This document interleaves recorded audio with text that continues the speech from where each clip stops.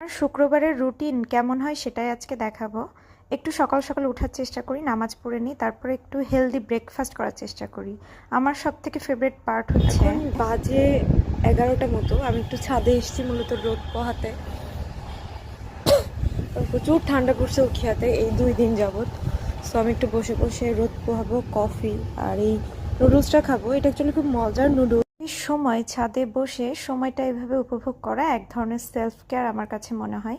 তারপরে আমার ব্যালকনিতে কিছু গাছ আছে, ওগুলো একটু ঠিকঠাক করি। প্রতিদিন রান্না করার সময় পাই না, আজকে লাঞ্চে মিক্সড ভেজিটেবলস করেছিলাম, সাথে চিকেন কষা। বেশি করে ঝাল দিয়েছিলাম, ধনেপাতা এবং আলু দিয়ে সুন্দর করে চিকেন কষা করেছিলাম। খাঁটি নারকেল তেল আমি রোদে দিয়েছিলাম। এটা হচ্ছে আমি চুলে দিব, তারপরে হচ্ছে কিছুক্ষণ রেখে শ্যাম্পু করে ফেলবো। সো আমার মনে হয় যে হেয়ার কেয়ারের জন্য দিস ইজ এনাফ। চাইলে আপনারা 2-3টা তেল একসাথে মিক্সড করেও ইউজ করতে পারেন। বিকালের দিকে হালকা নাস্তা করি, আমার পছন্দের মশলা চা এবং কোনো একটা স্ন্যাক্স নিয়ে আমি ব্যালকনিতে চলে যাই, কিছুটা সময় প্রকৃতির সাথে কাটাই। এভাবেই সাধারণত আমার অফ ডেগুলো কেটে যায়।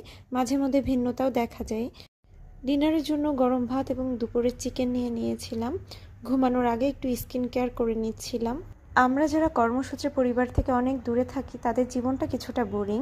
তারপরেও আমরা আমাদের চেষ্টার মাধ্যমে জীবনকে সুন্দর এবং প্রফুল্লময়